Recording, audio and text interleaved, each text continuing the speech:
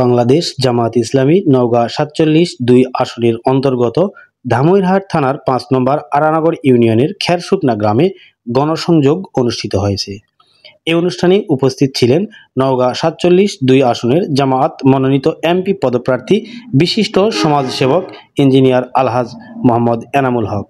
জামায়াত ইসলামীর এই নেতা বলেন, আগামী দিনের এমপি হলে জনগণের কাছে তাদের সেবা দোরগোড়ায় পৌঁছে দেওয়া হবে।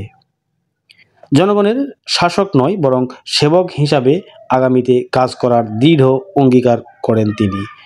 গ্রামের বেকার জনগণকে বেকারত্বের অভিশাপ থেকে মুক্ত করে জনসম্পদে পরিণত করতে চান এবং দৃঢ় অঙ্গীকার করেন।